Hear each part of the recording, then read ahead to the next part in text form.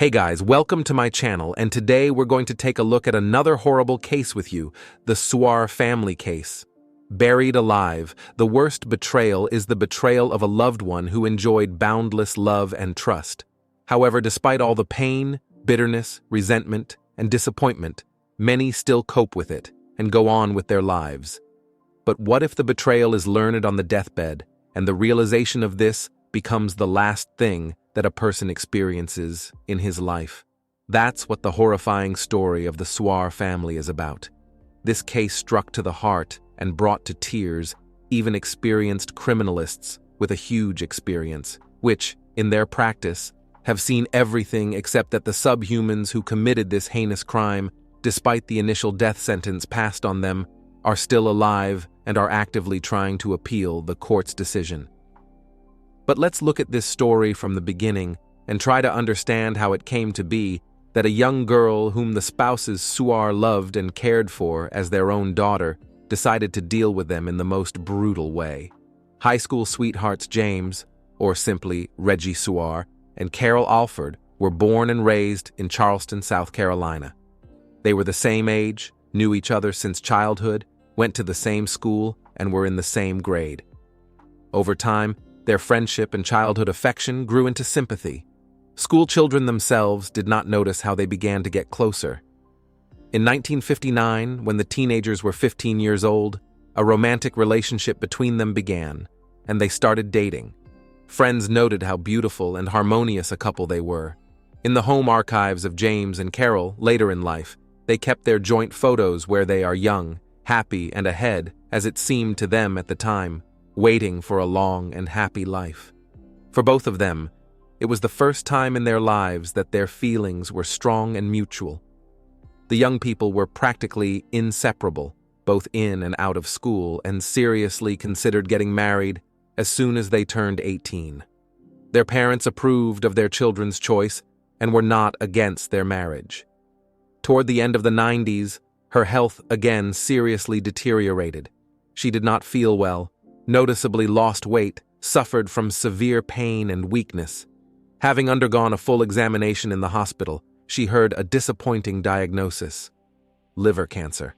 As it turned out, in 1987, when doctors were fighting for her life, her body was accidentally carried the hepatitis C virus, which Carol did not suspect and did not treat the disease. As a result, the virus that affected her liver destroyed it for years, leading to cancer.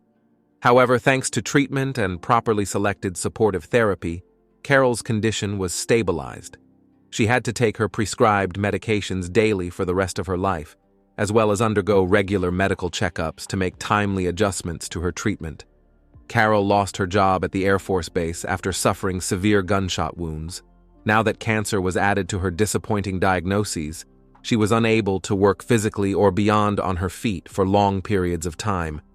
So, Carol took a job as a call center operator for a cable TV company in her hometown of Charleston.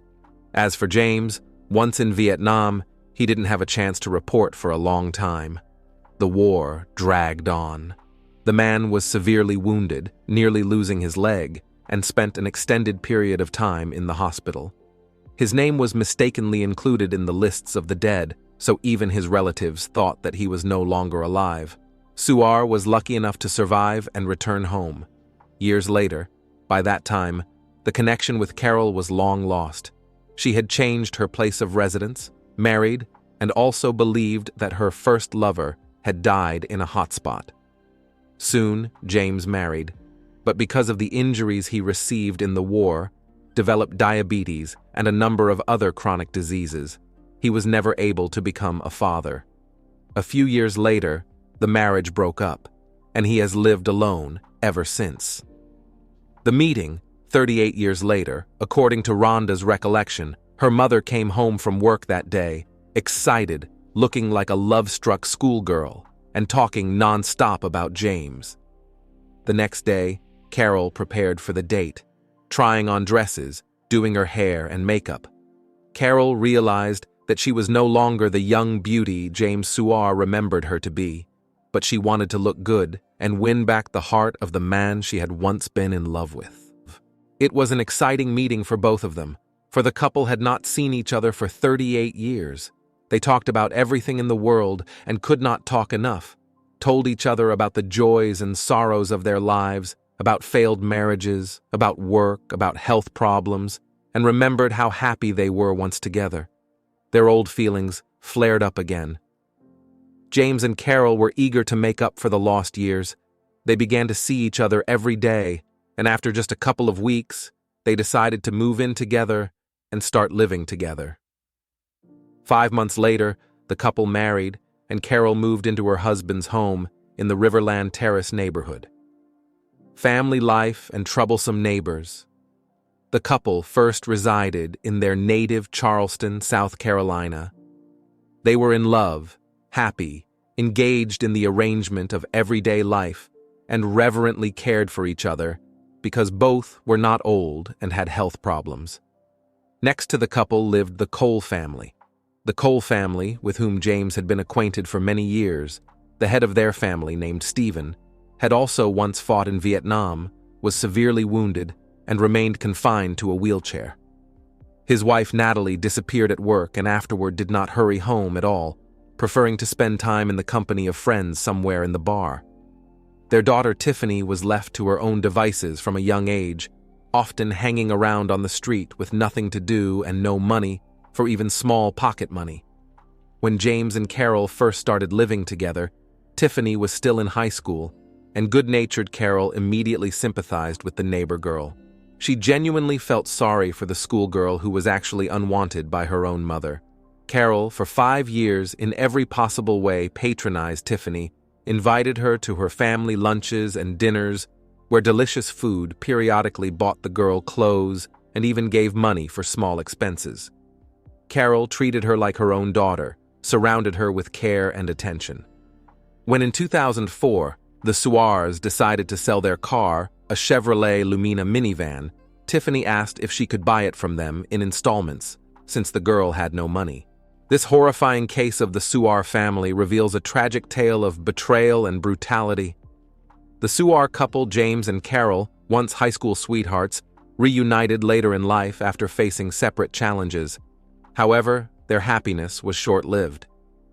The story takes a dark turn when their neighbor, Tiffany Cole, who had been treated like a daughter by Carol, joined forces with her boyfriend, Michael Jackson, and 2 others, Bruce Nixon and Alan Wade, to commit a heinous crime.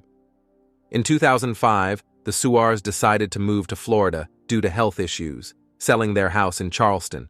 The suspects, aware of the money from the house sale, initiated a plan to rob the elderly couple. Tiffany, posing as a concerned neighbor, visited the Suarez regularly, gathering information about their financial situation. The criminals executed their plan on the night of July 8, 2005. Bruce and Alan, armed with the Suarez information, arrived at their home, pretending to need help. Once inside, they attacked the couple, bound them, and tortured them to reveal their bank details. The Suarez, hoping to spare their lives, cooperated.